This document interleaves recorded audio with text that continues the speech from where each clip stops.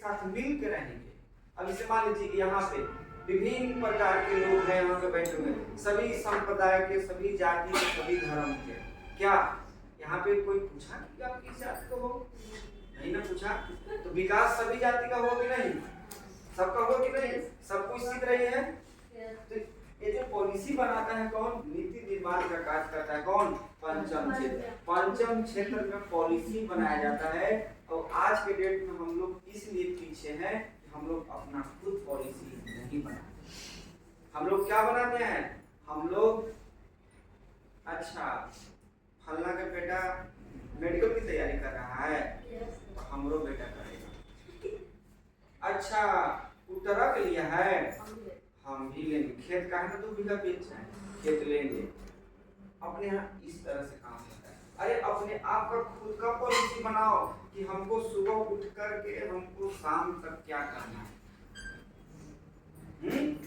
अगर खेती में काम कर रहे हो, कृषि में काम करते हो, कृषि का पॉलिसी बनाओ। अगर इंफ्रास्ट्रक्चर का काम करते हो, इंफ्रास्ट्रक्चर का पॉलिसी बनाओ। अगर सर्विस किसी को दे रहे हैं तो सर्विस का पॉलिसी बनाइए। जैसे हमको पढ़ाना है तो हमको कल क्या पढ़ाना है, इसलिए हमको या तो 1 घंटा पहले देख के आते हैं या तो रात को पढ़ के आते हैं और फिर यहाँ भी पढ़ते हैं ताकि हमसे कोई गलती ना हो जाए और बच्चा लोग कम से कम सीख जाए। ये इसको बोलते हैं पॉलिसी मेकर आप बनिए।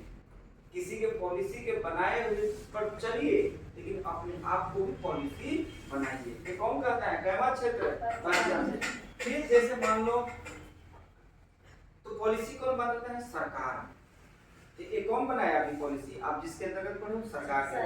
तो सरकार में कौन होता होगा? मंत्री भी होते होंगे, सरकारी अधिकारी जिसको बोलते हैं आईएएस, आईपीएस, ये सब सारे अधिकारी लोग होते हैं।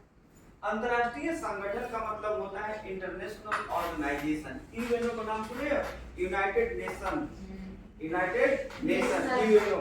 और आईएम इंटरनेशनल मॉनेटरी फंड, जो अंतर्राष्ट्रीय मुद्रा कोष। क्या बोलते हैं? अंतर्राष्ट्रीय मुद्रा कोष। संयुक्त राष्ट्र संघ, जो विश्व में कहाँ पे? अमेरिका में। ठीक है।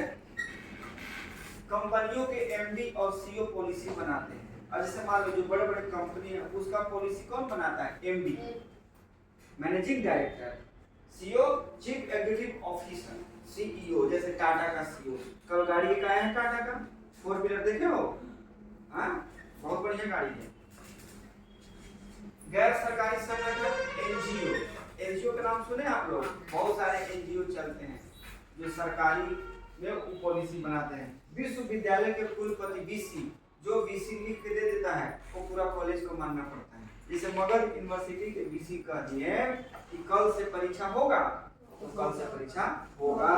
अभी मत आप कहिएगा कि हम परीक्षा नहीं लेंगे।